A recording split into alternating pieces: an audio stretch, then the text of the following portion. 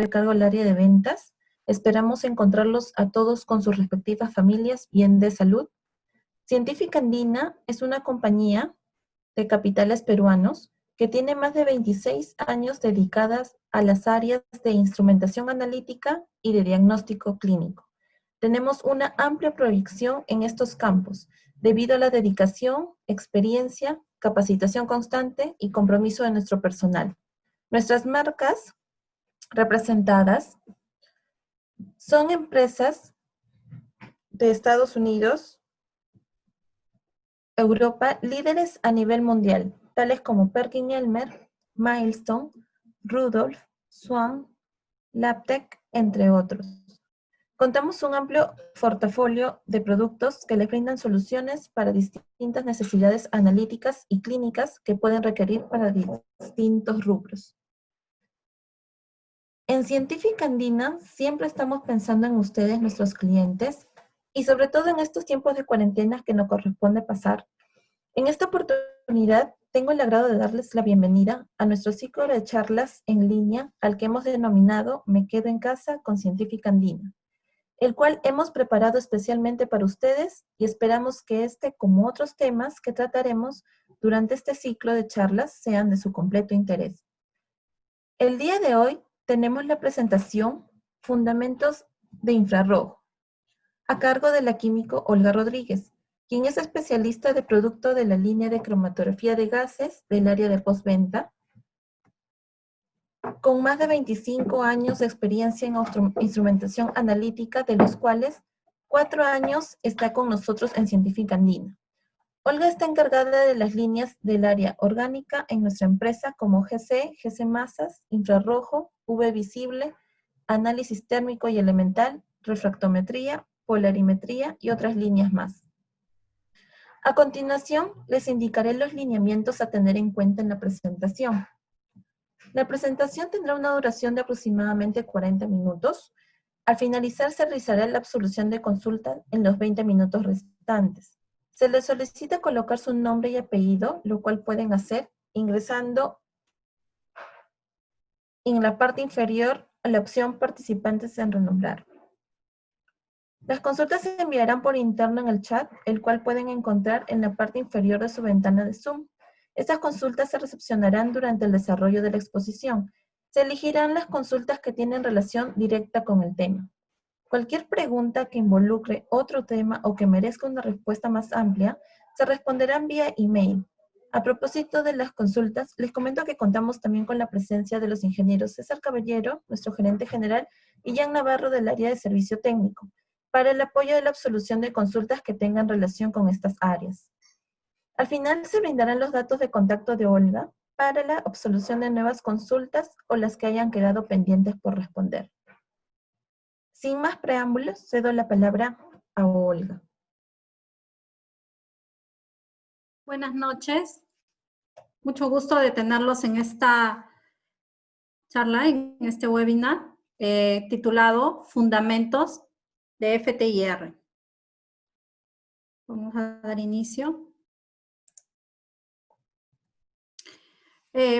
Como introducción hacia esta técnica de infrarrojo por transformada de Fourier, les voy a indicar, bueno, los equipos con los que estamos trabajando para esta técnica, que son el Frontier y el Spectrum 2.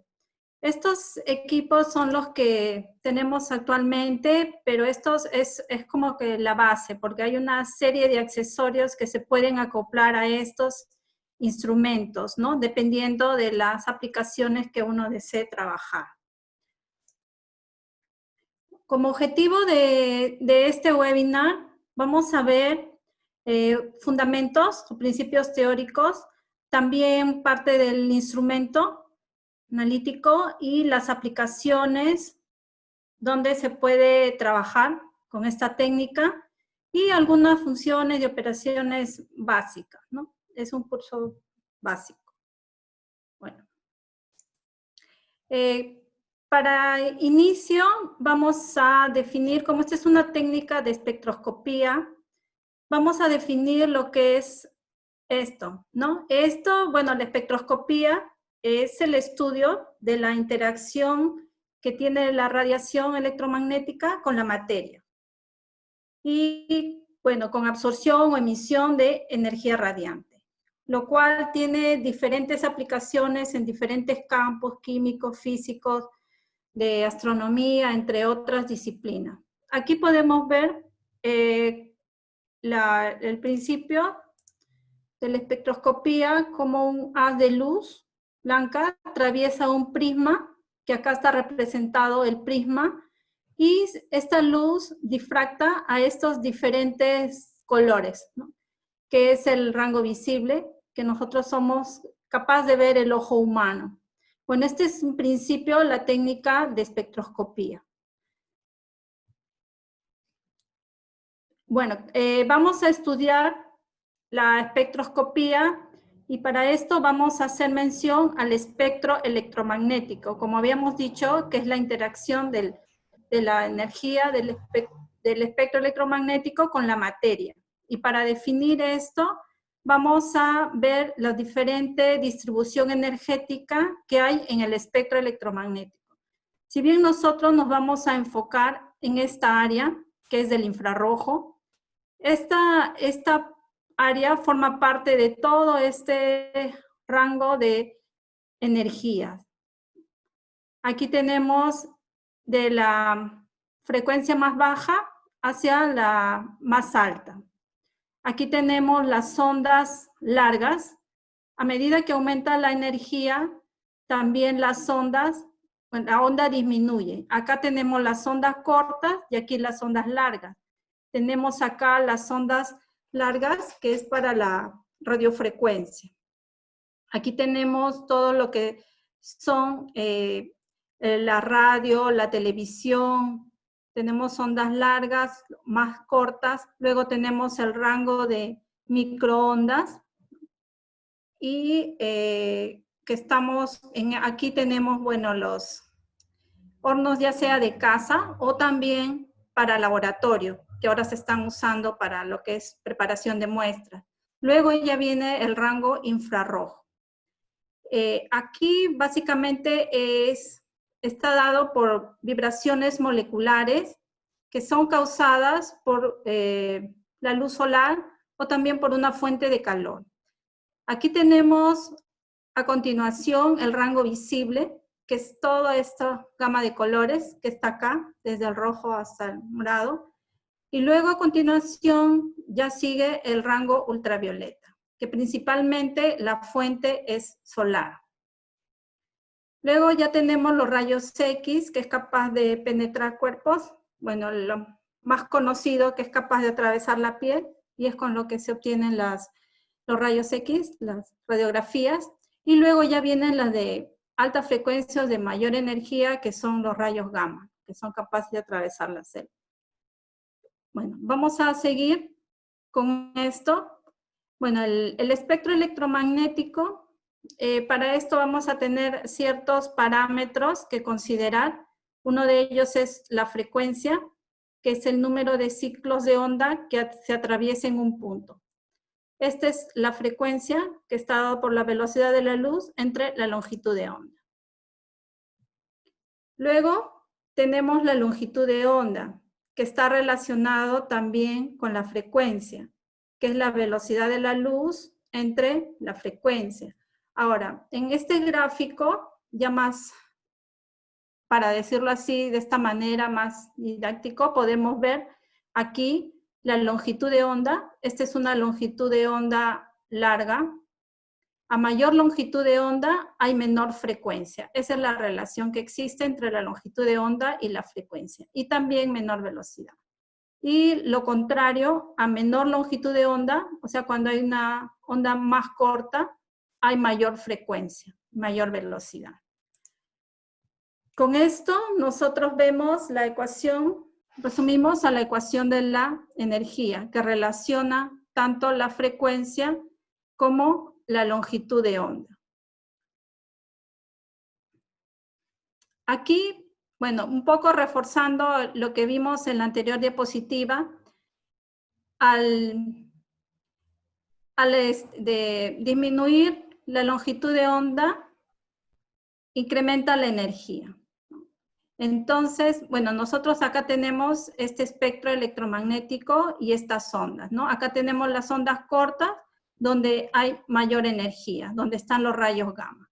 Acá tenemos el rango ultravioleta, y a continuación está el rango infrarrojo, en los tres rangos, porque el infrarrojo se divide en rango cercano, rango medio y rango lejano. Ya hablando de la espectroscopía infrarroja, William Herschel fue el que descubrió que pasando el rango visible, o sea, acá al costado de la zona roja, había un incremento de temperatura. Probó con termómetros, colocó una en este rango, en el azul, otra en el rojo y otro en la zona que seguía, ¿no? Donde ya no podemos verlo. Entonces se determinó que en esta zona la temperatura era mayor que en la zona roja y en la azul. Y por eso viene el nombre de infrarrojo, porque está por debajo de la zona roja.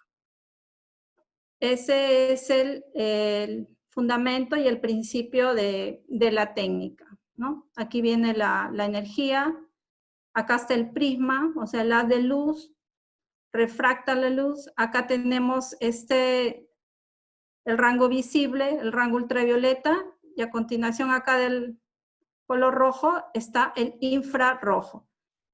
¿Qué es lo que ocurre acá en esta zona? En esta zona ocurre vibraciones moleculares, porque las moléculas absorben la radiación infrarroja. Entonces, lo que ocurre es que va a haber una diferencia de energías entre los distintos estados vibracionales y rotacionales. Aquí también en esta gráfica podemos ver el rango medio del infrarrojo, que es esta zona, el rango cercano y el rango lejano. Principalmente en esta zona media podemos ver o estudiar los grupos funcionales. Aquí tenemos una representación básica. Bueno, tenemos la fuente de radiación, la muestra, y como resultado tenemos el espectro infrarrojo. Bueno, este es algo muy simple, ¿no? Es algo gráfico. Ahora, respecto a las unidades. A las unidades se llegó que mejor era trabajarlo en centímetros a la -1, que es número de onda, para trabajar todos los rangos con la misma unidad, ¿no? Y no estar cambiando, porque si no se volvería muy confuso. Por eso es que se determinó trabajarlo en centímetro a la -1 o número de onda, que es la inversa de la longitud de onda. Luego tenemos los rangos de infrarrojo. Ya les había mencionado que los rangos son rango cercano, rango medio y rango lejano. En el rango medio es la región que se utiliza más, tanto para los análisis cualitativos como cuantitativos, y se emplea en los espectros tanto de absorción, reflexión y emisión. Aquí podemos diferenciar en este rango, como ya les había mencionado, los grupos funcionales, ¿no? Podemos definir en una zona grupos funcionales y también en una zona que es de la huella dactilar, que es característica de cada compuesto. Bueno, lo usamos en diferentes campos, ¿no? Tanto de investigación, farmacia, petroquímica, en medio ambiente, en muchos campos de aplicación. Luego tenemos el rango infrarrojo, que también se utiliza mucho para cuantificación, sobre todo para análisis de alimentos proximales, podemos ver acá. Y bueno, en esta zona ya estudiamos, ya no tanto los grupos funcionales, sino los sobretonos que quedan de esta zona media. Luego tenemos el infrarrojo lejano, donde sí ya se determinan estructuras inorgánicas y organometálicas, ¿no? En medidas de absorción. Bueno, se usa menos, pero es específicamente para ese tipo de estructuras, ¿no? Aquí tenemos los rangos en centímetros a la menos 1, las unidades, ¿no? El rango de 12.500 a 4.000, de 4.000 a 200, de 200 a 10. Estos son los rangos en centímetros a la menos 1. Bueno, ¿qué ocurre con las vibraciones moleculares? Aquí decíamos que al incidir la radiación infrarroja sobre la materia o sobre, se producía una vibración molecular. En este tipo de vibración, los átomos se alargan o se comprimen y al liberar estos se produce una vibración. Aquí tenemos la longitud de enlace que está en equilibrio, o sea, sin estirar ni sin comprimir. Acá estamos alargando, o sea, estamos estirando, y yo al soltar, ya ahí es donde se va a producir la vibración. Aquí también hay una fuerza al ser comprimido, y al soltar también se va a producir una vibración, ¿no? Como resultado vamos a tener ese tipo de vibración. Esto va a depender mucho de la masa, este tipo de vibración o este resultado va a depender mucho de la masa de los átomos, y la frecuencia de vibración al momento en el caso que se aumenta la masa atómica, la vibración disminuye. O sea, los átomos son mucho más grandes, la vibración es menor. Y también la frecuencia también aumenta con la energía de enlace. Si tengo un doble enlace, tiene mayor energía o mayor frecuencia que un enlace simple. Los tipos de vibraciones. Los átomos no permanecen rígidos y acá se produce un tipo de vibraciones. Los tipos de vibraciones son de flexión y de tensión. De flexión es de este tipo, ¿no? Como se muestra en la figura, y de tensión es como estiramiento. Aquí tenemos, ¿no?, este de flexión y este de tensión o de estiramiento, igual en este caso. Estos son los principales movimientos de vibraciones, flexión y tensión. Aquí en la siguiente diapositiva vamos a verlo más claramente, este tipo de vibraciones. Como ya les había mencionado, tenemos de tensión y también de flexión. Aquí en tensión tenemos simétrico. Aquí ustedes ven que los salen hacia la misma distancia. Asimétrico, sale uno, el otro retorna, ¿no? Por eso su nombre de asimétrico. Aquí salen dos iguales y aquí no. Acá en flexión tenemos de dos tipos, en el plano y fuera del plano. En el plano tenemos este que es tijera, que asemeja a una tijera. Balanceo es de un lado hacia el otro, pero en un solo plano. De torsión es como de adelante hacia atrás, y estos, los dos como sacudida hacia atrás y hacia adelante. Esos son los diferentes tipos de vibraciones que ocurren. Y como resultado, nosotros de estas vibraciones vamos a tener un espectro de infrarrojo.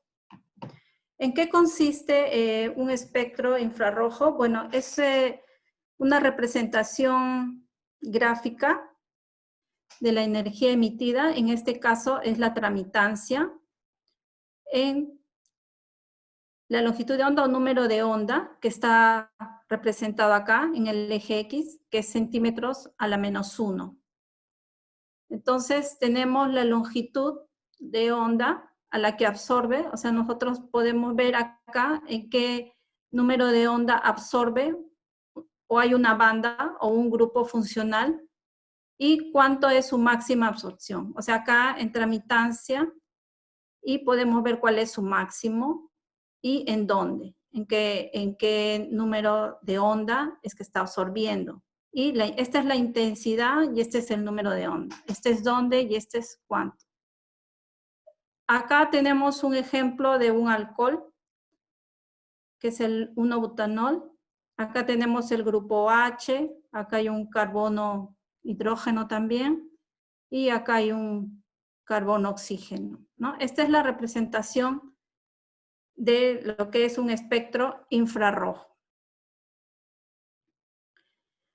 Nosotros, para poder identificar los grupos funcionales, ¿no? Hablando de un estudio de grupos funcionales, podemos recurrir a tablas donde vamos a poder ver en qué número de onda absorbido y cuál es su intensidad, ¿no? Si nos vamos a el ejemplo que había anteriormente, que era un alcohol, podemos decir que está en este intervalo, ¿no? Y su intensidad es variable. Y también sumado se le va a dar ciertas características de la molécula, ¿no? Si es proveniente de un fenol, bueno, ligeramente el intervalo cambia, ¿no? Ligeramente, también es variable. Y así podemos estudiar los diferentes grupos funcionales de las moléculas. Esto me va a ayudar o me va a servir cuando una muestra está pura, ¿no? Pero si ya son mezclas, bueno, ahí sí ya voy a tener que estudiar mejor, ver con qué se ha mezclado, ver si puedo hacer un trabajo con espectro, de restarle algunos componentes, o de ver con qué fondo, con qué solvente, con qué lo puedo extraer. Ya, eso ya va a depender de cómo yo quiera analizarlo y del producto que yo quiera determinar. Acá, viendo también los grupos funcionales, tenemos las diferentes frecuencias y vemos acá que está determinado las zonas donde se emiten estas bandas, ¿no? Estos grupos funcionales. Acá tenemos estos enlaces o grupos funcionales, nitrógeno-hidrógeno, o un OH, o un alcano, un OH, están en esta zona. O sea, en esta zona es que van a absorber, acá. Y estos enlaces o triples enlaces van a estar en esta zona, y los dobles enlaces en esta zona que está marcada de verde. Podemos apreciar que para una identificación de grupos funcionales estamos yendo desde 4000 hasta 1400. Alguna bibliografía lo toma como 1500 también, porque después de eso ya viene la región de la huella dactilar.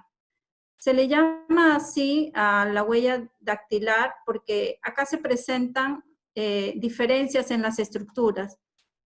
Y hay bandas fuertes y en algunos casos no se puede distinguir bien, pero esta zona va a representar, como su nombre dice, la huella dactilar, o sea, es única en cada compuesto, ¿no? Eso me va a dar en esta zona de acá, la huella dactilar. Por eso es importante, a veces si no logro identificar en esta zona, puedo trabajar con la zona de la huella dactilar y así hacer mis comparaciones para hacer una identificación. Acá ya yendo hacia la técnica de infrarrojo con transformada de Fourier, que es la técnica que se usa mucho, bueno, ya de hace muchos años, que vino ya con la evolución de las computadoras y todo, ya vino todo lo que es la transformada de Fourier, y el sistema óptico está acá, se basa en un interferómetro, ¿no? Inicialmente fue con el interferómetro de Michelson, que es que se empezó a trabajar esto de la transformada de Fourier. Aquí nosotros tenemos una fuente de luz que está representada acá, que es de la radiación infrarroja. Viene hacia acá, hasta el interferómetro. Acá en el interferómetro nosotros tenemos el beam splitter. Dentro de este es un divisor de luz. Acá va a dividir la luz hacia un espejo fijo y hacia un espejo móvil. Entonces, acá llega y se divide la luz hacia estos dos espejos. Luego, estos dos espejos tienen un retorno de esta energía o de este haz de luz y van a construir una señal.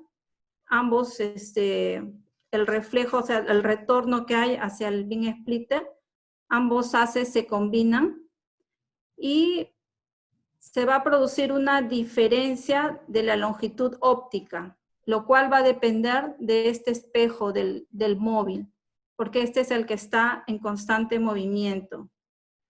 Este haz combinado, o sea, ya del que salió y del retorno, y de este que se encuentra en constante movimiento, va a producir una diferencia del paso óptico. Esto se transmite, acá hay otro espejo, se transmite hacia la muestra. Y la muestra lo que va a detectar, entonces estos son espejos, es un interferograma. Este interferograma representa esta señal que está acá. Este es el interferograma, que por medio de la transformada de Fourier, que esto ya se trabaja en el software del equipo, lo traduce a un espectro infrarrojo, ¿no? Esta es la ventaja que tenemos con esta aplicación matemática, con estas fórmulas matemáticas, hacia obtener el espectro infrarrojo, donde acá sí ya fácilmente voy a identificar los grupos funcionales, huella dactilar, o hacer comparación de espectros, estudio de espectros, desde acá, desde el espectro infrarrojo, porque desde el interferograma, así como tal, con esa gráfica, no podría, o sea, no podría hacer ese estudio, ¿no? Desde este gráfico de acá.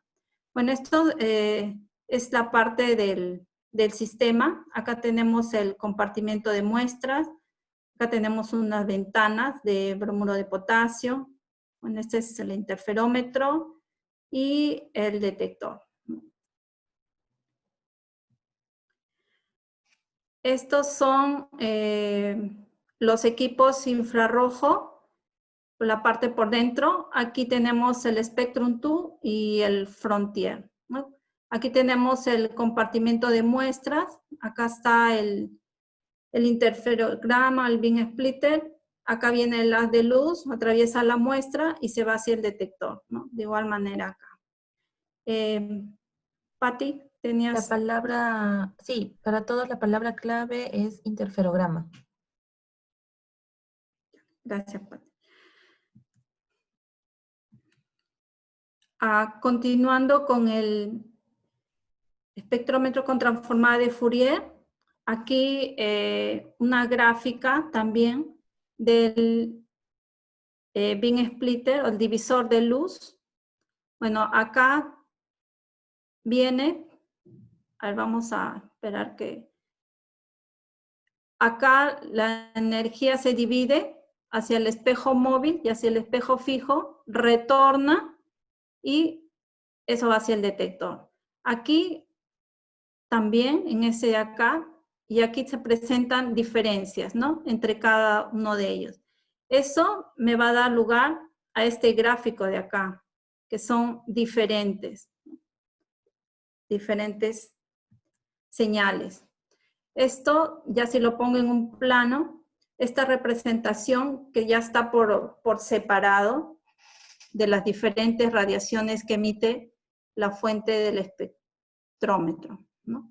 Tengo todos estos y luego de hacer una combinación algebraica, obtengo el interferograma de la muestra, ¿no? Si yo tengo todas estas señales que están acá, como resultado tengo este gráfico que es el interferograma. Luego, para explicarles un poco más, acá tenemos el interferograma, como ya les había mencionado, este tipo de señal, es el interferograma. Esto es de un background, o sea, de un fondo. Y ya por medio de la transformada de Fourier, el espectro que yo logro ver es este, de acá. Aquí tengo otro interferograma de un film de poliestireno, Si ven, como esto no podría estudiarlo, ya con la transformada de Fourier ya obtengo el espectro. O sea, acá ya tengo el espectro del fondo, del background, y también de un film de poliestireno, ¿no? Que es un ejemplo. Acá hay una diferencia por las intensidades de los ratios, porque ya trabajé acá un background y corrí la muestra. Ya el resultado final que yo voy a tener es este espectro de acá. Ya por la intensidad de ratios que se ha obtenido, se ha hecho la resta de este fondo, y lo que yo obtengo ya es el espectro, ¿no? El espectro infrarrojo. Entonces, el interferograma es de inicio y por medio de la transformada de Fourier, que son cálculos matemáticos, la transformada matemática da como resultado el espectro. Y de acuerdo al número finito de puntos que se tenga, y a mayor puntos digitalizados, ¿no? Del interferograma, efectúa una mayor sumatoria. Bueno, y las distancias del espejo móvil, o sea, mientras más se mueva o tengo mayores diferencias. Esta es bueno, estamos representando que es la transformada de Fourier, que es por la transformada por la cual voy a convertir el interferograma a un espectro. En los sistemas que nosotros tenemos algo muy beneficioso que es una corrección automática de vapor de agua y de CO2. Aquí podemos ver en esta gráfica una medida del espectro y acá ya de un background, de un fondo, sin compensación, y acá ya compensada, ¿no? O sea, ya eliminamos todo este ruido que nos puede dar el vapor de agua, y en algunos casos, en 3200, 300, está el CO2. Y aquí tengo el espectro no compensado y aquí con compensación. Aquí podemos ver las bandas, ¿no? Las bandas de vapor de agua en esta zona de acá, y acá lo que está marcado de azul, y las bandas de CO2. ¿Esto con qué finalidad se hace de esta corrección? De que no pueda tener interferencias o me permita hacer un análisis más sencillo de los grupos funcionales y que esto no me interfiera, porque si sumado a mis grupos, a mi espectro, yo tengo todo este ruido, pues va a ser mucho más difícil, ¿no? Miren la diferencia, ¿no? Acá sin compensación y con compensación. Y acá tenemos, como les dije, las bandas del CO2 que son interferentes y bandas de lado. Esto en el instrumento se está activado de manera default, con un check, y bueno, eso está como parte del sistema, ¿no? Que nosotros tenemos en los equipos infrarrojos. También en los equipos tenemos la corrección AVI, que es que eso me permite estandarizar antes de hacer el análisis. O sea, yo puedo activar este modo de AVI, lo cual me asegura que mis resultados en el tiempo van a ser repetitivos, ¿no? Y puedo cambiar también entre un instrumento y otro.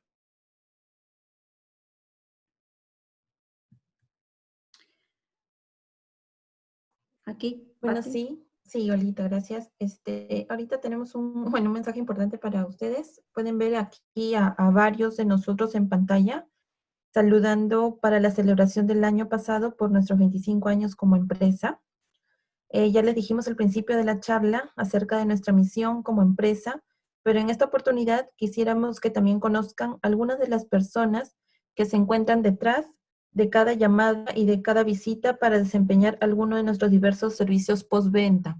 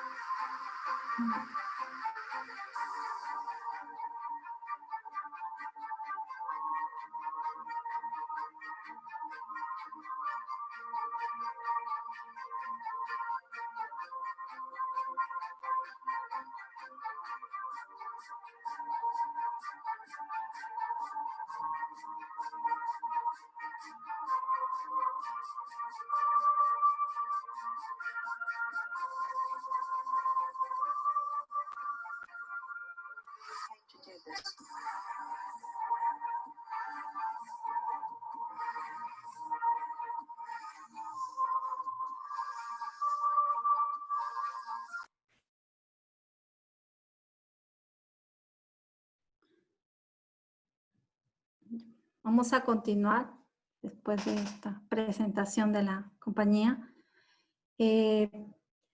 Nosotros dentro del equipo de infrarrojo tenemos diferentes modos de trabajar.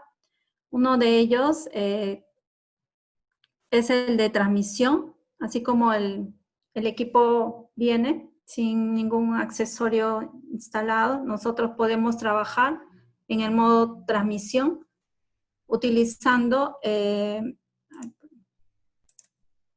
aquí tenemos la fuente de luz infrarroja, la muestra y el detector. O sea, el haz de luz o de radiación viene, atraviesa la muestra y el detector es el que me va a ver, ¿no?, la diferencia que hay, ¿no?, de la energía que pasó, sería en modo tramitancia, y si es que absorbió, sería en absorbancia, ¿no? Aquí la tramitancia es la intensidad final sobre la intensidad inicial por 100, y la absorbancia, el logaritmo de la tramitancia. La absorbancia la usamos cuando hacemos cuantificación y vamos a trabajar con la ley de Beer, ahí nosotros usamos en absorbancia. Ese es en el modo transmisión, o sea, la intensidad viene así, atraviesa la muestra y el detector lo lee acá. Para este modo de trabajar, o esta técnica de trabajar como transmisión, tenemos celdas para líquidos, las cuales se encuentran acá. Dentro de ellas tenemos celdas selladas, que ya tienen un espesor fijo, o sea, puede una técnica analítica, o sea, una norma, me indique el paso de luz. Puede ser de 1 o de 0.5, y esa característica la toman en cuenta al momento de adquirir su celda, ¿no? Hay técnicas para aceite, o para análisis en la industria farmacéutica, donde ya me indica este paso de luz. Y es así como se adquiere las celdas, con este espesor fijo, en el caso de que sean selladas. Después tenemos las semidesmontables. Ahí sí tiene la posibilidad de cambiar el espesor. Ahí sí podemos cambiar la parte interna del espesor y poder cambiar el paso de luz, ¿no? Esas son las semidesmontables. Y también tenemos ya las que son completamente desmontables, ¿no?, como este caso. Ahí sí ya podemos cambiar cada una de estas partes de la celda. Bueno, aquí tenemos cómo es que lo está llenando, ¿no?, en este modo inclinado. Bueno, acá está usando 2 jeringas, aquí solo una, pero sí también la forma inclinada. Aquí ya este es otro tipo de celda, bueno, que es de flujo continuo, ¿no? Inyectas la muestra y sale. Inyectas acá y sale. Se va hacia un desecho. Eso ya sería para una celda o otro tipo de aplicación, ¿no?, específico. Entonces, estos diferentes tipos de celda son las que trabajamos para el modo de transmisión. El cristal, o sea, el vidrio puede variar dependiendo del compuesto. Si tiene mucha agua o mucha humedad, entonces no convendría trabajar con bromuro de potasio, sino con seleniuro de zinc. Todo va a depender de la muestra que vayan a utilizar y de acuerdo a eso ya se adquiere la celda, ¿no? Se ven las características de la celda. Igual nos pueden llamar para poderles apoyar, ¿no? En la compra de sus celdas, como hemos apoyado, ¿sí? Apoyamos siempre a los clientes antes de adquirirla. El mismo modo transmisión, para trabajar muestras sólidas, lo que hacemos es trabajar con pastillas de bromuro de potasio.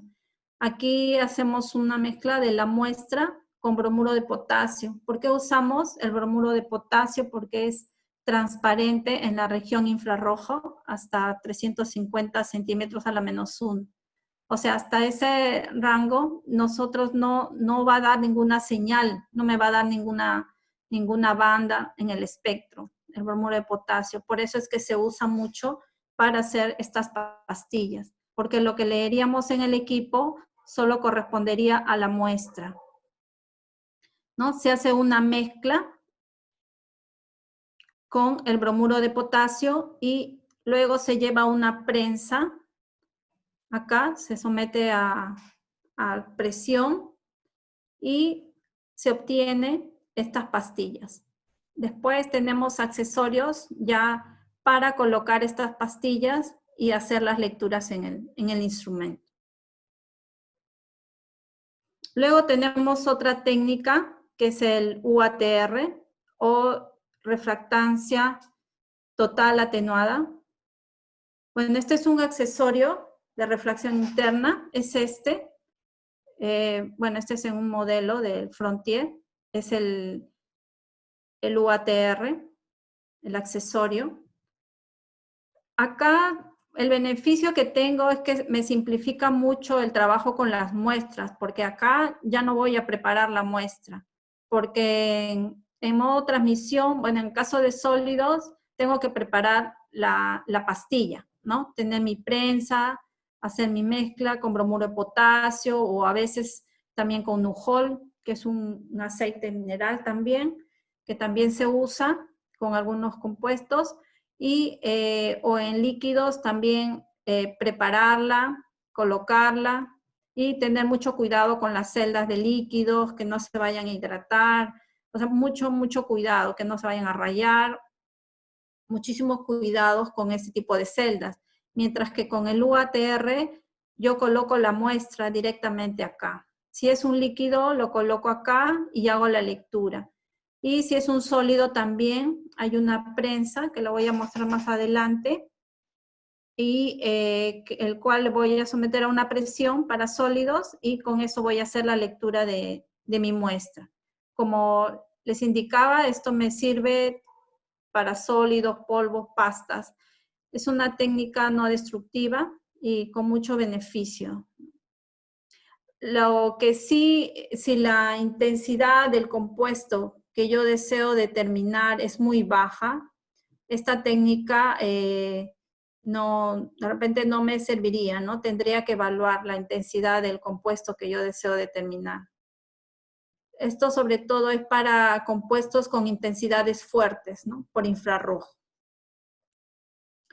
Este accesorio lo tenemos con un rebote, con 3 rebotes, con 9 rebotes en el caso del Frontier. Es aquí, ¿no? La luz viene acá, se produce acá un rebote, la muestra se coloca acá en la parte superior, es como esta gráfica, ¿no? Viene acá está el cristal, viene, toma la señal y regresa, igual. Acá esto es con un rebote, va una vez y regresa. Acá es 3 rebotes, o sea, hace 3, regresa otra vez y son 3 rebotes. Esto también me aumenta la intensidad de mi compuesto, ¿no? Si es que esta muestra lo requiere, o sea, requiere tener un mayor paso óptico, o sea, una mayor intensidad, pues yo tendría que usar este de 3 rebotes, si es que no es suficiente con un rebote. Y de 9 rebotes, bueno, hay técnicas para FAME, creo, la STM, donde sí me indica, me recomienda trabajar con la de 9 rebotes para muestras líquidas, geles. pero acá sí, ¿no? Hace 9, o sea, la intensidad que se va a obtener acá con 9 rebotes es mucho mayor. ¿No? La muestra se coloca aquí, en la parte del cristal. Vamos a ver acá. ¿No? Colocamos la muestra acá. Si en el caso de ser una muestra sólida, esto tenemos la prensa, lo presionamos y se procede a hacer la lectura, ¿no? Vamos a obtener el espectro y luego ya correspondería hacer la limpieza del cristal.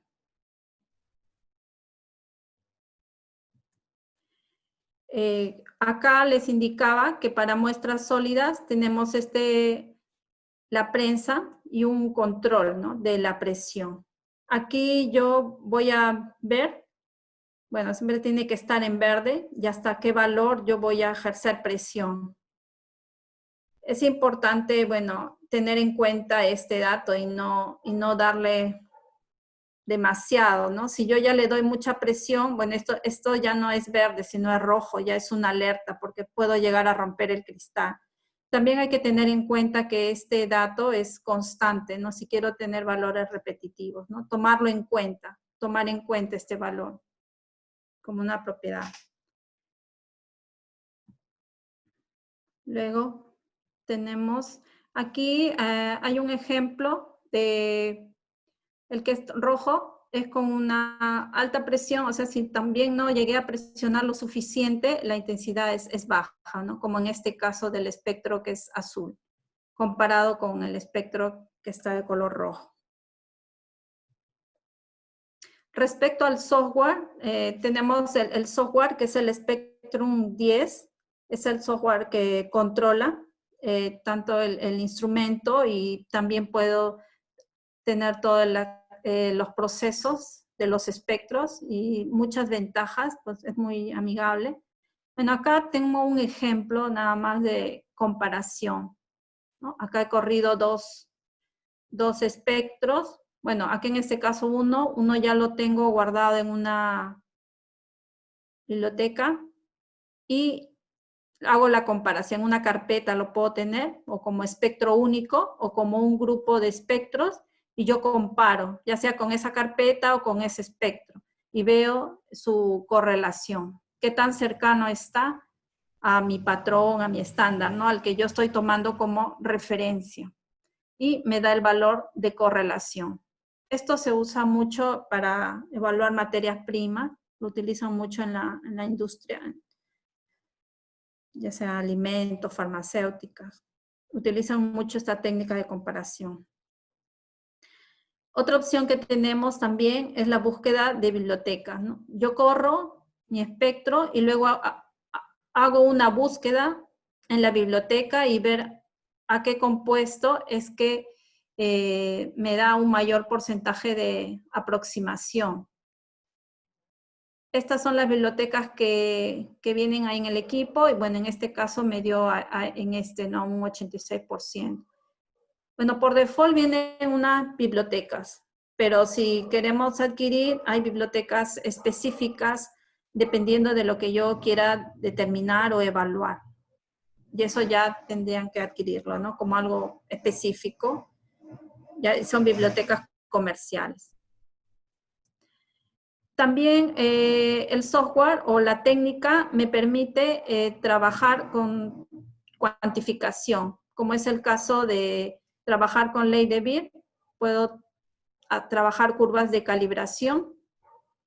Aquí sí necesito tener una banda que aumente con la concentración, ¿no? Para poder construir la curva de calibración. En este caso es la recta, ¿no? Acá tengo el análisis de FAMES y vemos que en esta banda, en 1740 aproximadamente, esta banda que corresponde al grupo carbonilo aumenta, 1745, ¿no? Y yo lo puedo procesar, ya sea como área o como altura, y hago la construcción de mi curva de calibración. Bueno, ¿qué podemos hacer con un FTIR? Bueno, podemos trabajar diferentes compuestos, identificación de materias primas, como ya les estaba indicando, también identificación de contaminantes, se utiliza mucho también en medio ambiente para análisis de aceites y grasas, para ver contaminantes o problemas que pudiera haber en producción cuando algún producto no está saliendo bien, podemos hacer una lectura del espectro y comparar contra patrones. También desarrollo de métodos. Hay muchas normas, ya sea la USP o STM, que utilizan este equipo. Ahí ya sería solo aplicar la técnica y ver las características y condiciones que se requiere para hacerlo.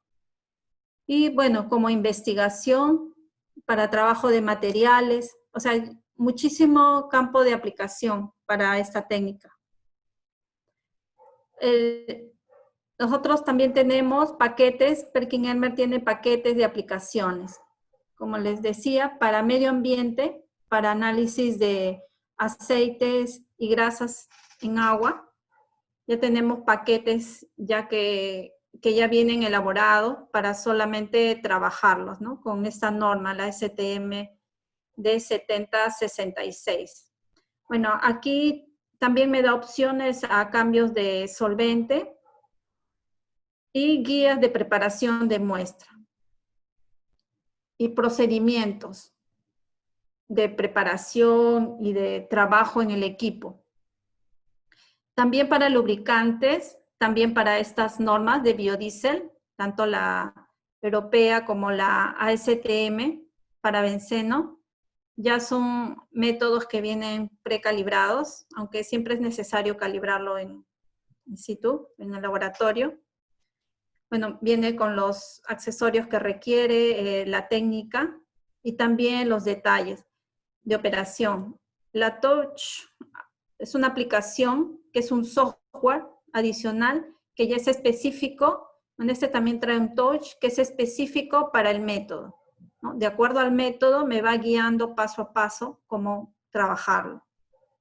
Para lubricantes también tenemos aplicaciones de acuerdo a estas normas y viene con los detalles, con limpiezas, viene la guía y viene el touch, ¿no? Esos son paquetes ya que vienen de acuerdo a normas.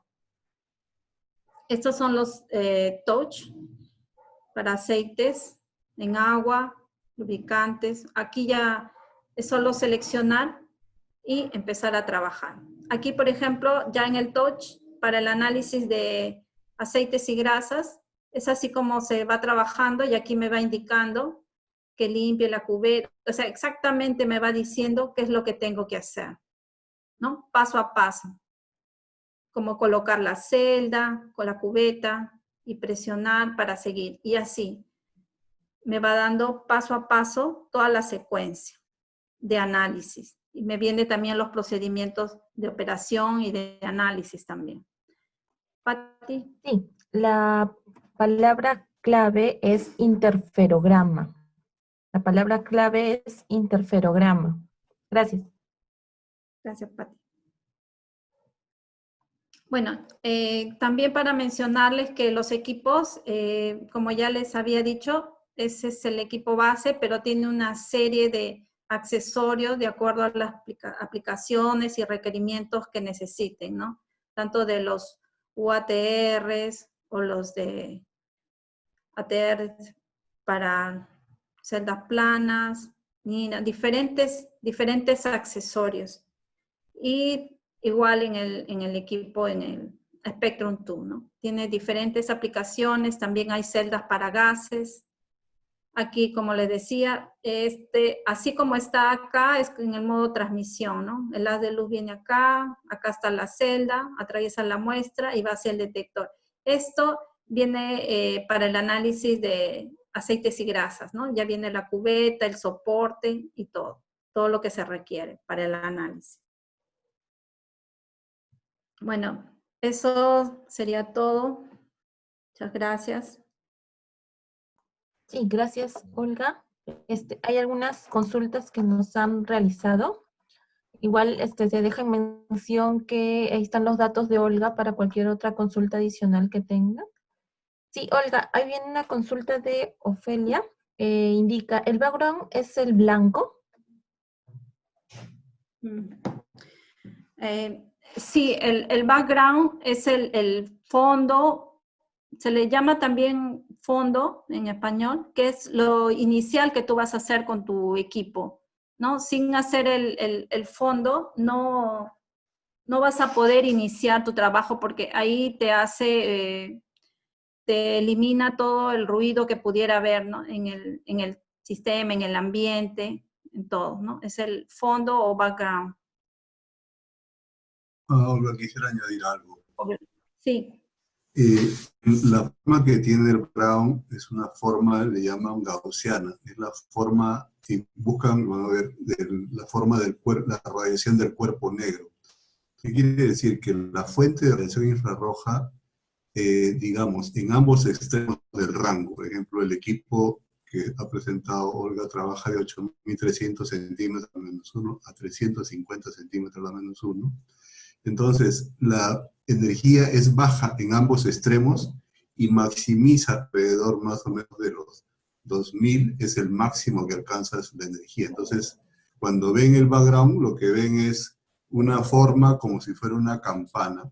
Y evidentemente en esa forma se mete el agua y CO2. ¿Sí? Esa es la razón. El background es la forma de la fuente, la radiación infrarroja, que tiene como interferentes agua y luz. Y entonces la idea es que eso es, digamos, lo que ya viene de fondo en el equipo, tiene esa forma. Y eso es lo que, como es un equipo de A simple, es lo que primero se toma para luego el sistema lo resta de la forma que va a tomar también la muestra. La muestra también tiene una forma cuando, Olga, no sé si puedas prestar la diapositiva donde se ve, mostraste los interferogramas con los espectros que dan, si puedes retroceder. Hubo una donde pusiste, sigue. Esa es. La anterior, la que sigue. Es. Aquí, perdón, está bien la que estábamos viendo. No, la que, por favor. La que sigue, Olga, la que sigue. Esa es. Miren, en la primera donde dice background, si se dan cuenta, hacia el lado derecho, en el background, hacia el lado derecho es baja energía. Conforme va avanzando hacia el lado izquierdo, hacia los 8000, va aumentando la energía. Se llaman radiación negro. Y entonces allí se mete agua, que es lo que se ve muy rayadito negro, y ese pico central es el CO2. El agua y el CO2 son parte de lo que hay en el ambiente, lo que hay en el laboratorio, donde está ubicado el instrumento. Y el CO2 es lo que respiran las personas que están dentro de ese laboratorio. Entonces, esa agua y ese CO2 está variando todo el tiempo. Entonces, lo que hace el sistema cuando Olga presentó que corrige el agua y el CO2 es porque no importa cuánto esté variando, el sistema lo va corrigiendo. Cuando digo sistema es el instrumento, el espectro infrarrojo. Fíjense en el espectro que sale en amarillo, que es de poliestireno, también tiene la forma gaussiana, o sea, es bajo en energía hacia el lado izquierdo y empieza a subir hacia el lado, perdón, en el lado derecho y empieza a subir hacia el lado izquierdo de la pantalla. Entonces, cuando se hace el sistema hace la sustracción del espectro de poliestireno que se ve abajo, que hace simple, contra el espectro del background, se obtiene el espectro del poliestireno que está en el lado derecho en el fondo rosa, ¿no? Y eso es como el sistema trabaja. Entonces, si bien es cierto, Olga simplificó el tema diciendo de que efectivamente el background es el ruido de fondo, que sería lo que está arriba. El sistema lo va a restar luego de cuando tome el espectro de la muestra que ustedes coloquen para analizar. Esa es la forma. Entonces, el background siempre está presente en todo el equipo infrarrojo y inicialmente se pide que sea una corrida de background para luego hacer la corrida del espectro de la muestra y ya el programa, el equipo, se encarga de obtener el espectro infrarrojo que están viendo hacia el lado derecho. Es lo que quería comentar. Gracias. Ok, gracias, Olga e ingeniero César. Tenemos otra consulta de Marcos Antonio Contreras, que más o menos hace referencia a lo que ya veníamos hablando justamente con esta primera consulta. Es, ¿qué hace que la línea base o de fondo siempre sale así? Se refiere a no tan definida. ¿A qué se debe? En mi caso trabajo con aditivos, aceites nuevos y usados.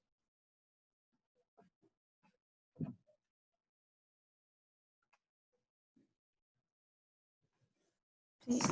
Si pudiera aclarar la pregunta, porque no sé si ahora con lo que expliqué le haya respondido de que el background siempre va a estar. Sí. No es algo que no se pueda librar. Por eso es que decía, cuando uno usa el equipo, lo primero que hay que hacer es background. Si uno cambia accesorios, hay que hacer background. Si uno cambia parámetros en el equipo, hay que hacer background. Entonces, Sí. no sé si eso respondió a la pregunta. Sí, indicó que sí, por el chat.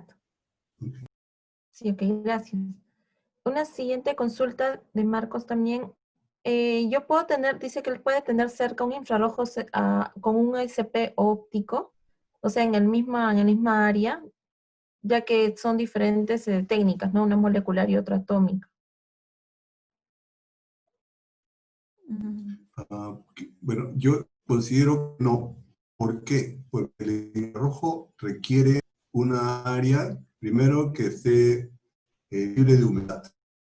Recuerden que los componentes de equipo de infrarrojo regularmente son elementos altamente higroscópicos. Bromuro y potasio son las ventanas que se utilizan, pero también en el interior el equipo tiene que tener una humedad bastante baja. En el caso de nosotros la óptica está a una humedad del 18% o menos. Entonces, en un ambiente donde haya, digamos, presencia de equipos de plasma a alta temperatura, normalmente se controla con aire acondicionado, y de otro lado, pues en esa sala se va a manejar, yo diría, mucho ácido, ¿no? Las muestras normalmente son atacadas con ácido, entonces también esos vapores podrían perjudicar al instrumento, ¿no? Entonces, no es conveniente trabajar ambas cosas. De otro lado, los solventes que utiliza el infrarrojo podrían también tener algún peligro, representar algún peligro en presencia de un equipo de... No sé si al de servicio quiere agregar algo. Buenas noches. Me parece que la pregunta también va por el tema ambiental, ¿no? Hay que considerar que las condiciones de ambiente para los equipos deben ser las mismas. Bueno, con respecto a la temperatura y la edad, sí tendría que estar bajo las mismas condiciones, con una humedad relativa menor al 70% y una temperatura alrededor de 20 grados centígrados. Pero con respecto a lo que mencionó el ingeniero hace un momento, sí, pues hay que considerar, además de las condiciones ambientales del laboratorio, también lo que es las muestras que analiza cada equipo, ¿no? Eso también va a tener que tomarse en cuenta porque puede afectar, puede haber, de alguna manera, una contaminación cruzada, por decirlo así, ¿no? Al momento de usar los equipos. Eso sería todo. Ok, gracias, Jan, ingeniero César. Hay una siguiente consulta también de nuestro amigo Carlos Sánchez. Bueno, habla de una nota de aplicación si se puede realizar aceites y grasas de suelos por infrarrojo, ¿no? Habla de material extraíble al hexano por infrarrojo, no sé si se tendrá una nota de aplicación. Mira, de los estudios que hay, al extraer con hexano vas a tener menos sensibilidad, ¿no? Porque para aceites y grasas se trabaja en el rango de 3000 a 2700 aproximadamente, usando el solvente de tetracloroetileno o el S316, que ahora ya no lo están comercializando. Por eso es que, bueno, ya desde antes ya se había desarrollado la técnica, bueno, Perkin-Elmer ya lo tenía desarrollado con tetracloroetileno, porque de acuerdo a la STM 7066 usa el S316, pero tengo entendido que ya no lo están comercializando. porque es muy nocivo. Entonces, de acuerdo a eso, bueno, trabaja en ese rango. Si ya va a usar otro solvente, que es el hexano, que ya no trabaja en esa zona, que es la zona donde está más limpia y donde no presenta mucha interferencia, ¿no? Porque otra opción también es trabajar con ciclohexano, pero eso ya es en otro rango, ya no es el mismo. Entonces ahí, como ya hay más interferencias propias de la muestra, entonces la señal ya no es muy nítida, como al usar el solvente de tetracloroetileno, que es el que ahora se está usando mucho, ¿no? En los laboratorios que inclusive ya lo tienen acreditado, ¿no? Para este análisis de aceites y grasas. Porque por hexano es el que menos sensibilidad tiene, ¿no? Tendría que evaluar sus límites de detección, porque el que te da más sensibilidad es con tetracloroetileno, después sigue ciclohexano, y el hexano ya es el que ya no te da muy buenos límites de detección. Nota de aplicación, bueno, de trabajar con hexano, de tetracloroetileno sí tenemos, con ciclohexano también, pero con hexano no. ¿Podemos compartir la pantalla para mostrar la aplicación? Sí, genial. Ok, voy a compartir la pantalla. ¿Ya? Voy a dejar de compartir. Sí, no te preocupes, ya tengo el control. Ya. Miren, esta es la nota de aplicación que tiene Perkin-Elmer para determinación de hidrocarburos en muestras ambientales. Entonces, aquí esto muestra los diferentes métodos que se van a dar. Por ejemplo, solventes halogenados con extracción para medición por transmisión, siguiendo tratando a 70-60. Esta es la tradicional, ¿no? Pero podría ser, como dice aquí, peligrosa dañina. La otra extracción que ven acá dice hexano, y la medición la hacen con reacción total atenuada. ¿Entienden? Es un solvente, digamos, menos caro, pero no permite la medición de los contaminantes volátiles. Dice. Comentó acá hace un momento que decía extracción con ciclohexano y medición por transmisión en esta longitud, ¿no? O en este número de onda, 13771. Estos tres métodos, digamos, aquí lo ven, están todos cómo lo trabaja. Y en esta curva, lo que decía Olga, entre 3000 y 2800, ahí está la cuantificación, hasta 5 miligramos por litro, ¿no? Entonces depende de cómo van a hacer la extracción y qué van a utilizar. O van a utilizar una PETA, o van a utilizar un accesorio de reflexión total atenuada, y con qué solvente van a extraer. Ya lo tenemos desarrollado, si se quieren, ¿no? Como decía Olga, ya tenemos algunos laboratorios que trabajan con nuestros equipos y han implementado la metodología. Entonces, sí, o sea, te puedes alcanzar con gusto la aplicación y toda esta descripción que hace de comparación entre ellos, ¿no? Como ven acá, el tema pasa por los límites de detección. Que decía, ¿cuál se alcanza el menor límite de detección? Es con tetracloroetileno. Eso quería comentar, no sé si satisface la consulta que estaban haciendo. Ok, gracias, ingeniero César. Olga. Hay otra consulta también más de Melissa Elena. Dice, ¿qué función cumple el láser en el interferómetro? Y la segunda consulta es, en el background, la señal que corresponde al agua y al dióxido de carbono, ¿hasta cuánto es permitido antes de realizar un análisis? Ya. Ya. Yo le puedo contestar. Mira, el láser lo que hace es seguir el movimiento del espejo móvil en el interferómetro. Yo voy a dejar de partir, Olga, para que pongan nada más tu presentación y vayas a la zona donde está el instrumento. Comparte tu presentación para explicarle.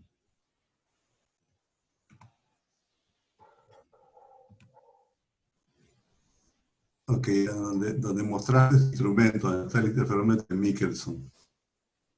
Sí, un ratito. Ok.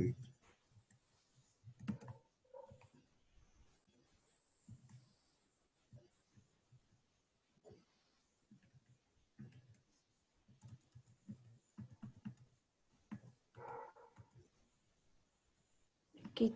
No, aquí está.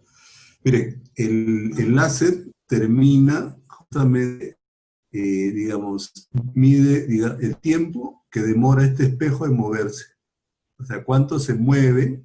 Eso indica a la computadora cuál es la posición del interferograma para finalmente decir en qué número de onda va. Este movimiento es pequeño, pero al ser luz monocromática es una frecuencia que no va a cambiar, por lo tanto, para lo que está el láser es como si fuera un cronómetro que le avisa a la computadora en qué posición va este espejito, y eso corresponde en tiempo dónde está el interferograma. Cuando la transformada de Fourier se transforma en el número de onda. O sea, la transformación se sucede de una base de tiempo a una base en eje X de número de onda.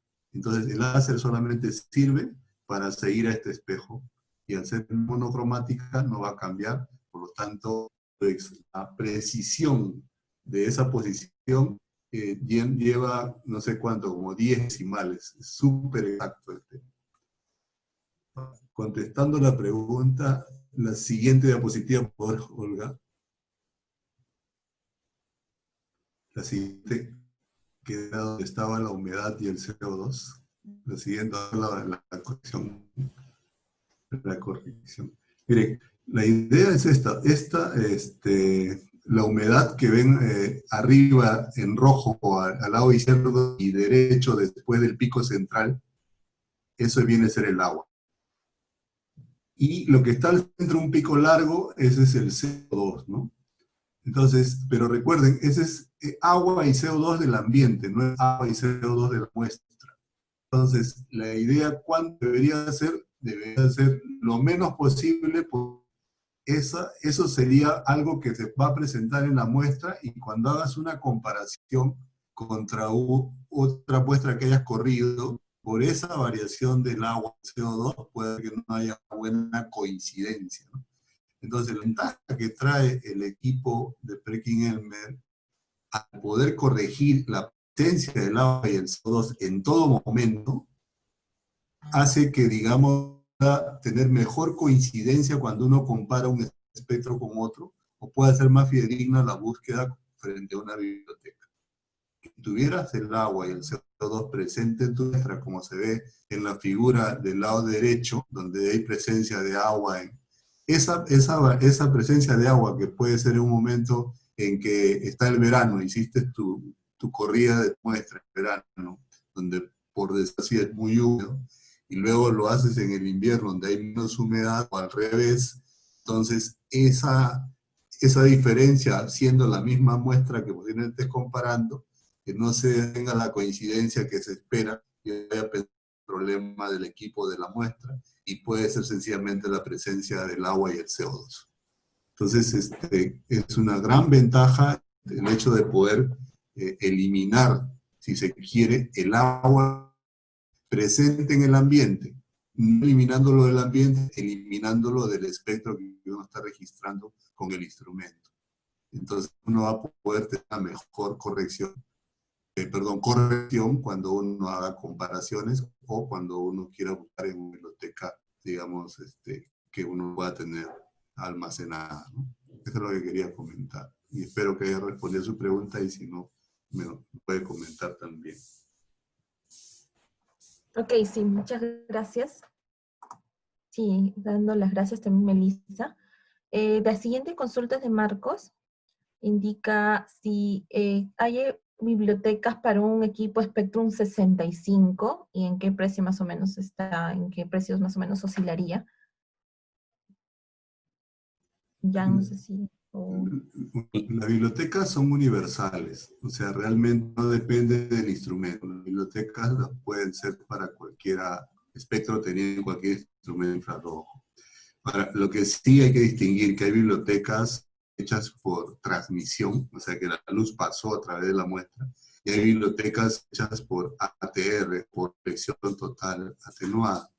Entonces, es importante, digamos, tener en cuenta eso, ¿no? Ahora, las bibliotecas, no podemos hablar de un precio, porque hay bibliotecas de aditivos para alimentos, hay bibliotecas para productos farmacéuticos, hay bibliotecas de pesticidas. hay biblioteca de plástico, hay biblioteca de pintura.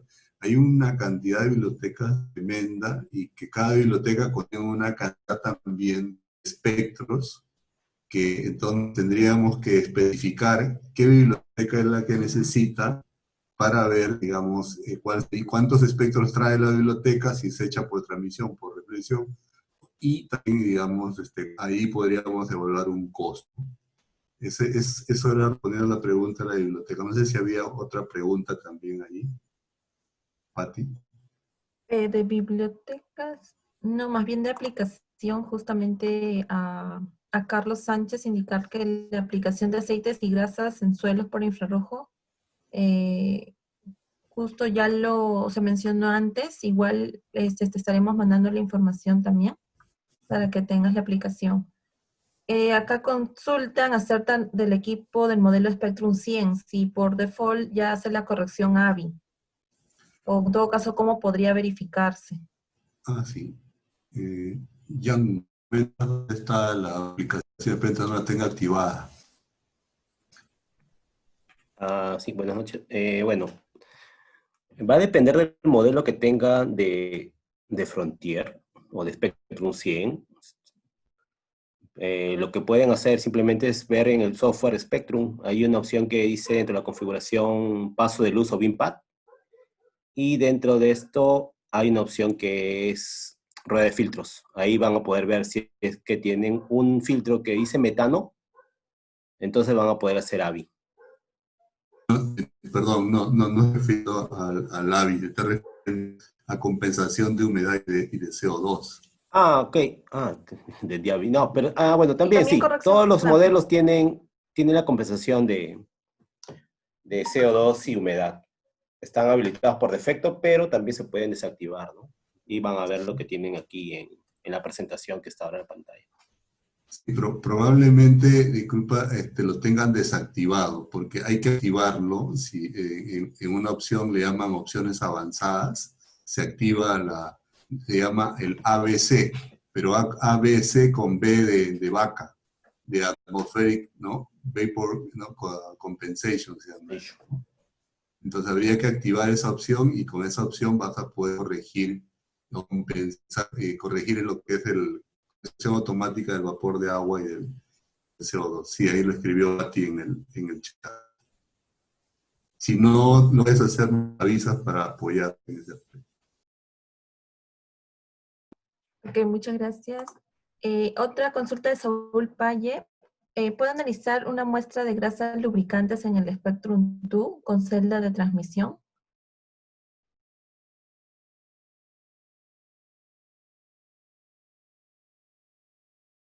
Perdón, ¿cuál fue la pregunta, Patrick?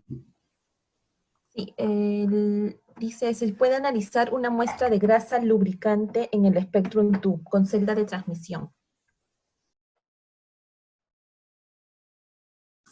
La grasa se puede analizar, o sea, por ser de transmisión, va a depender, digamos, si deja pasar la luz, ¿no? O sea, porque si la grasa, digamos, es muy espesa y no deja pasar luz, no lo va a poder hacer. Si se pone una capa muy delgada, podría ser, o sea, y cuando digo delgada, infrarrojo estás hablando de milímetros, 0.01 milímetro, 0.5 milímetros, 0.1 milímetro, 1 milímetro. Ese es todo el paso de luz que se trabaja al ojo medio. Yo recomendaría por ATR. Ahí sí, sin ninguna duda lo va a hacer. Así la grasa sea negra, ¿no? Ok. De ahí viene, para determinar análisis en muestras de suelos, ¿cuál IR nos recomendaría? ¿El NIR o el MIR? ¿O el cercano o el medio? ¿Qué es lo que va a determinar? Suelos.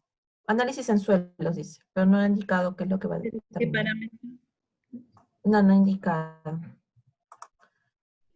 En todo caso, ahí nosotros después nos contactaríamos con él para hacerle mejor las consultas. Sigo con la siguiente pregunta. ¿Qué recomendaría para este tipo de equipos un lugar cerrado con deshumedecedor y así mejoraría la línea base?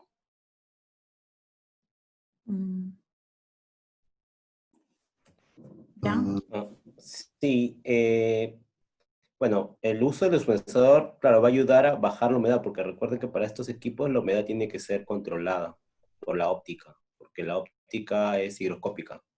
Esto quiere decir que si la humedad ingresa al equipo, se va a dañar. La humedad para poder tener, bueno, la humedad recomendada no debe pasar de 70%. ¿Ya?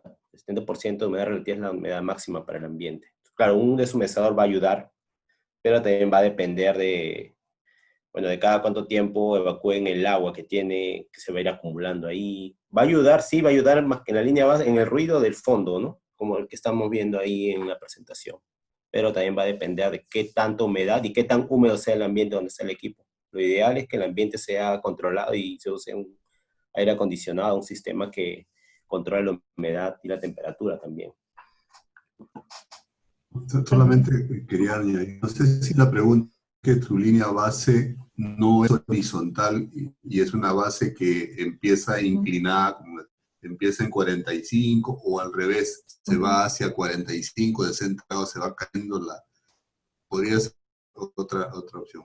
En ese caso, de pronto podría ser un contenido, digamos, de sólidos, o, por ejemplo, cuando hay hollín, normalmente la base se inclina, se va yendo como hacia abajo por el contenido de hollín de la muestra, en muestra de lubricante, por ejemplo, ¿no?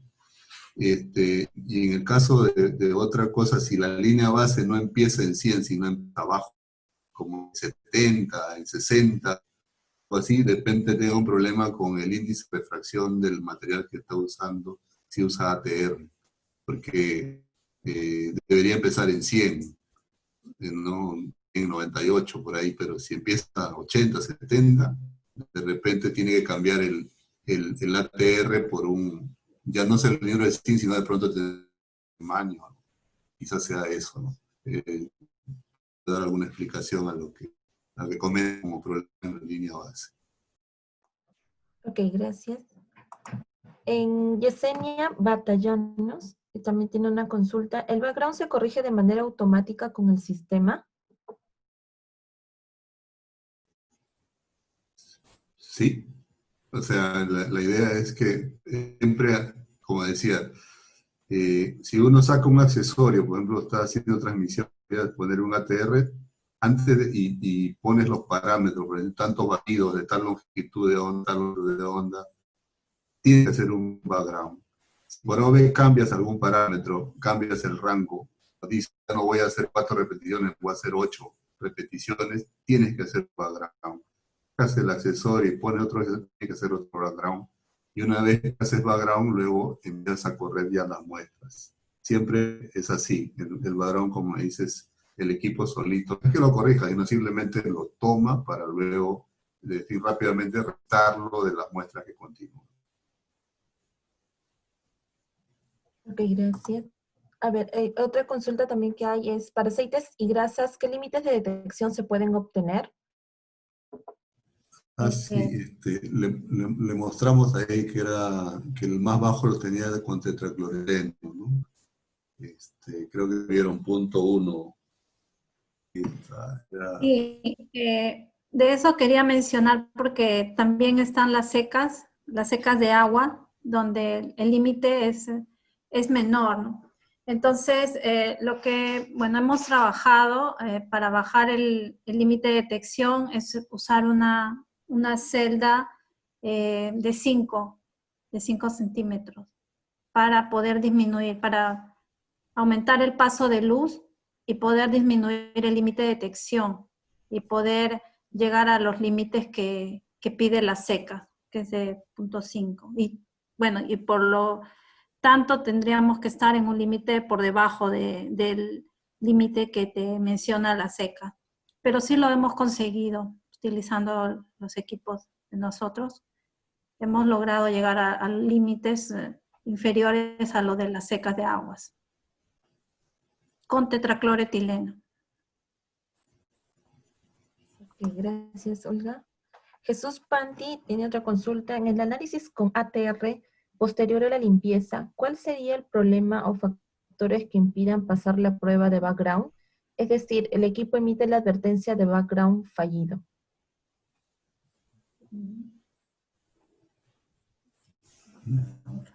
Disculpen, el mensaje de repente es de que no pasó la prueba de contaminación.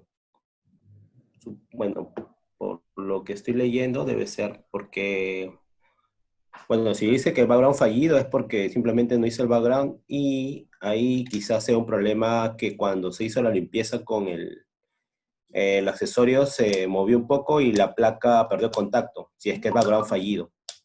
Porque el otro mensaje que le dio al inicio de falla en el test de contaminación es porque, bueno, no se limpió bien la placa, ¿no? Cuando se hace esta prueba de contaminación, lo que hace el software es comparar el background de la placa limpia versus el background actual. Entonces, si es que se detecta que pasó del rango, hay una diferencia porque es una resta. Si la diferencia es mayor al rango que ya está configurado, entonces les va a dar una falla, ¿no? Una falla en la prueba de contaminación. O sea, en realidad habría que, si es que nos puede enviar el mensaje que le sale, para poder ayudarlo. Ok, sí. Voy a verlo el detalle ahí.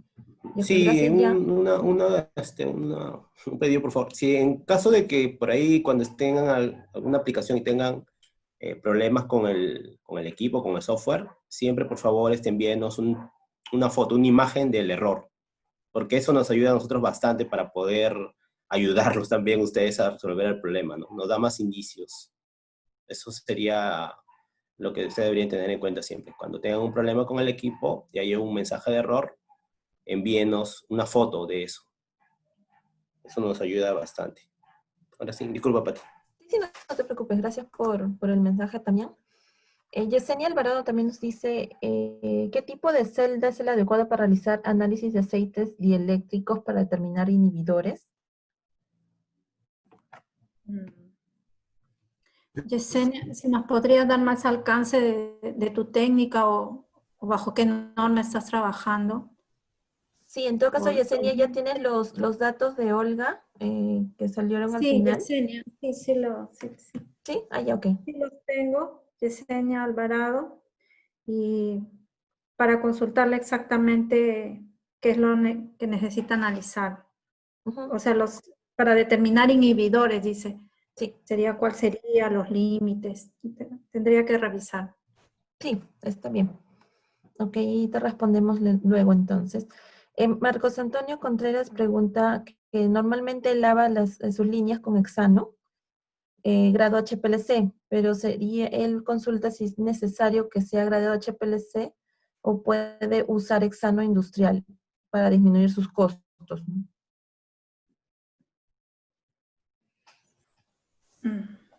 Hola, bueno, por el tema del hexano, de repente estás haciendo alguna aplicación de aceite usado, que es donde normalmente se usa el hexano o el heptano para poder hacer la limpieza. Si es que es esa aplicación, podrías usar el heptano, hexano HPL, no, perdón, técnico, grado técnico, para la aplicación de aceite usado. Yo quería agregar algo. O sea, normalmente los ATR de diamante, por ejemplo, cuando trabajas con polvos, simplemente limpiamos, ni siquiera le echamos nada, no le echamos ningún solvente ni nada. Limpia con un papel tisú o algo así simplemente. Ahora, si en la muestra que están utilizando de alguna manera se queda permanente, por más que uno lo ha limpiado con paño o algo, y todavía hace una corriente en rastros, habría que utilizar un solvente en ese caso. El solvente solamente es para limpiar, es para extraer o sacar completamente lo que uno ha analizado. Por eso es que bien lo que responde Jan, que no necesita ser grado HPLC, sino puede ser técnico y punto. Luego hay que limpiarlo bien, secarlo bien con un paño y nada más. No se va a rayar, el diamante no se raya. Así que con toda confianza, límpienlo fuertemente para poder sacar lo que haya de resto. Y eso lo van a ver corriendo otra vez ser un blanco y viendo si no hay rastros de la muestra anterior.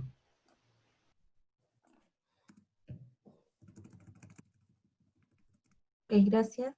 A ver, Yesenia también consulta justamente el tema de la limpieza. En el caso de la ATR, usar hexano, ella usa hexano industrial. Bueno, y de lo que ya hemos conversado entonces anteriormente, puede utilizarlo, porque pregunta si eso está bien.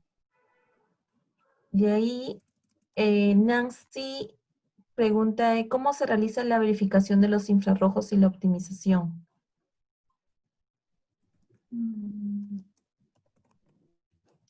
Ya no sé si nos puedes ayudar. La verificación de los equipos, bueno, en cada mantenimiento normalmente se realiza una verificación de rendimiento de los instrumentos, ¿no? De los FTIR.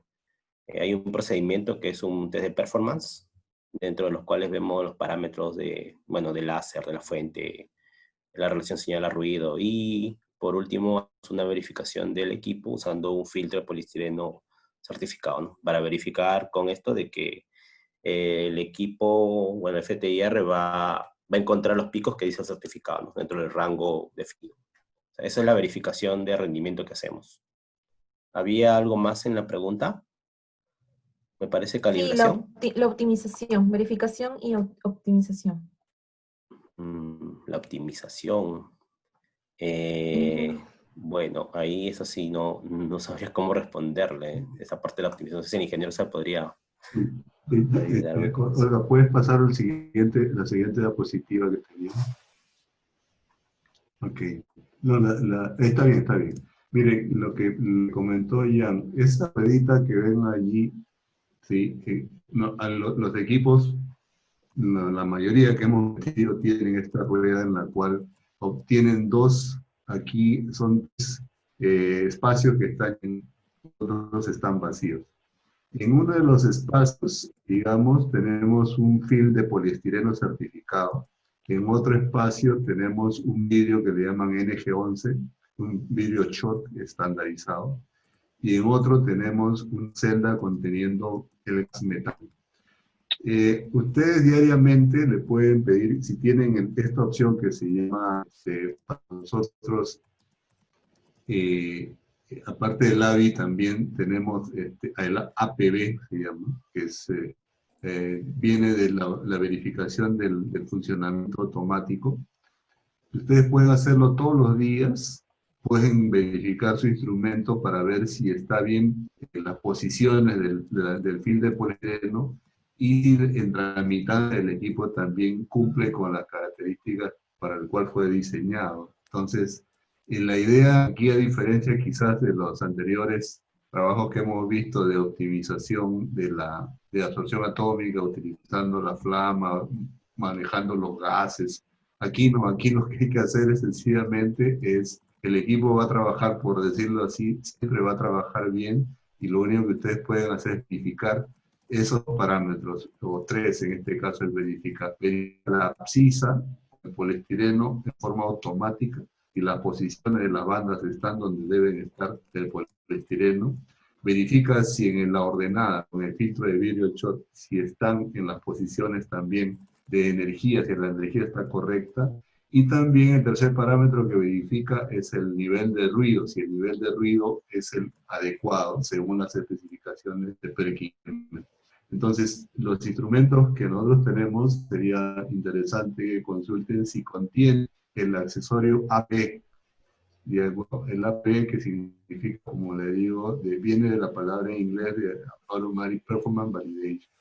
Entonces, este es la rueda. Esto está dentro del instrumento. Entonces, con eso podrían ustedes verificar todos los días, si desean, si el instrumento está funcionando dentro de especificaciones.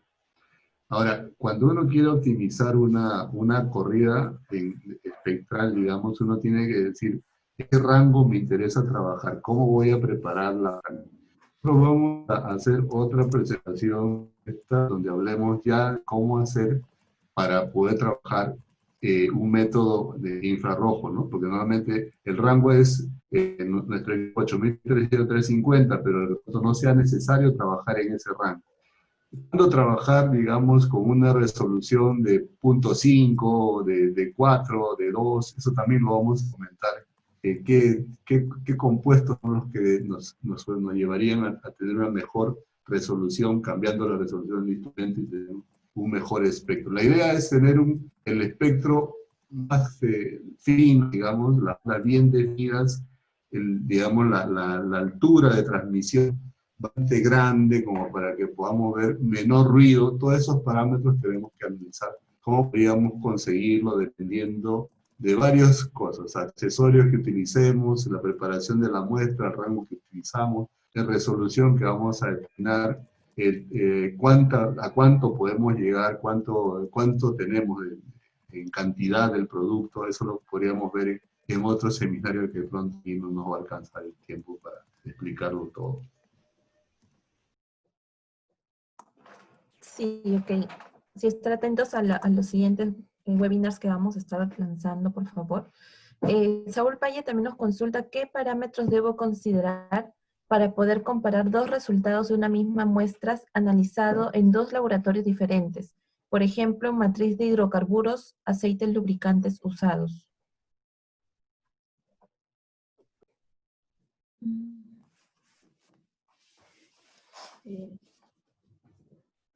Bueno, tendría que evaluar la resolución, los valores, ¿no? Número de scans también, para que sea comparable el rango al que ha sido leído, ¿no? La técnica de lectura, o sea, parámetros del instrumento, ¿no?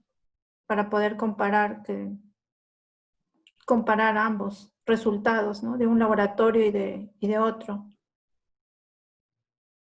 Ok, yo lo Sí. sabía. Sí, Olga, y también, bueno, hay que tener en cuenta esto, el tema del AVI, ¿no?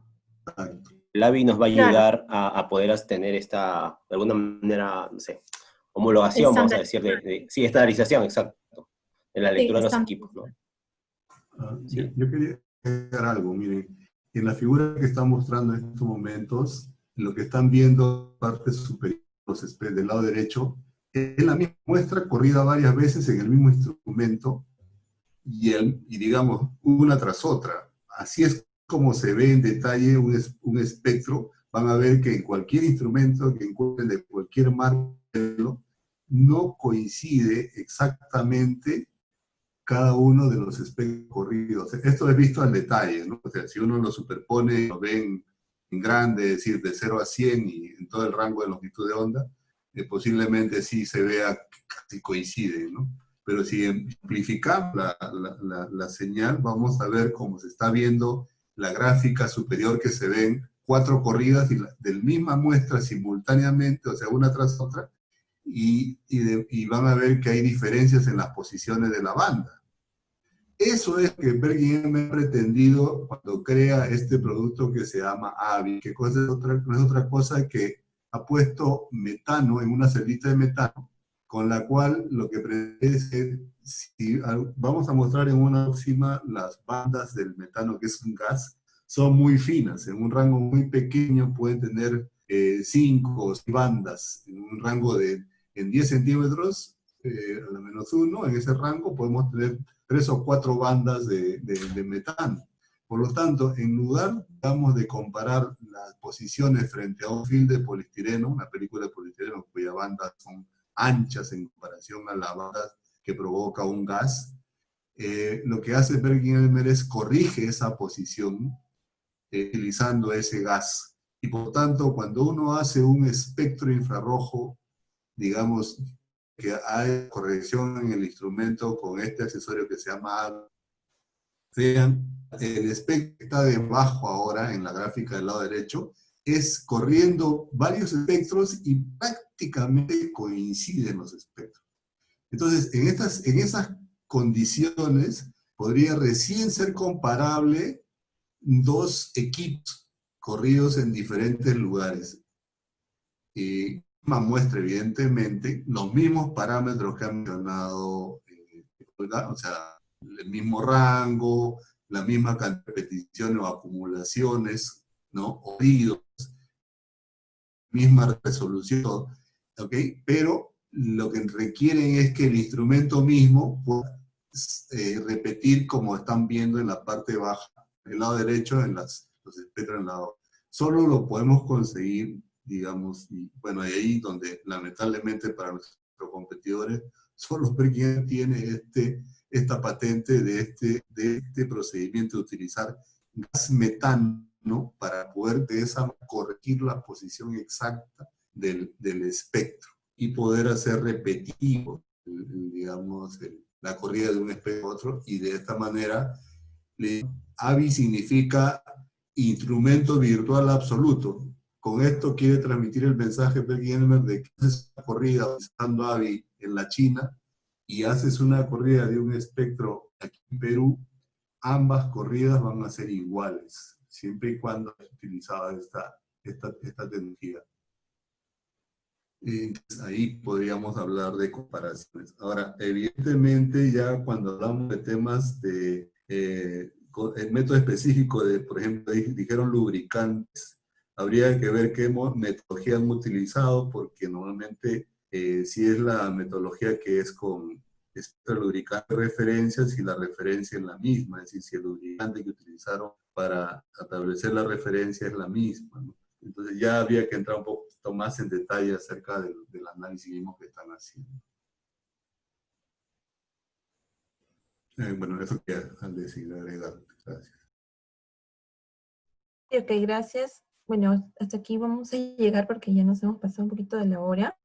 Indicarle que en todas maneras han quedado como 4 preguntitas por ahí pendientes.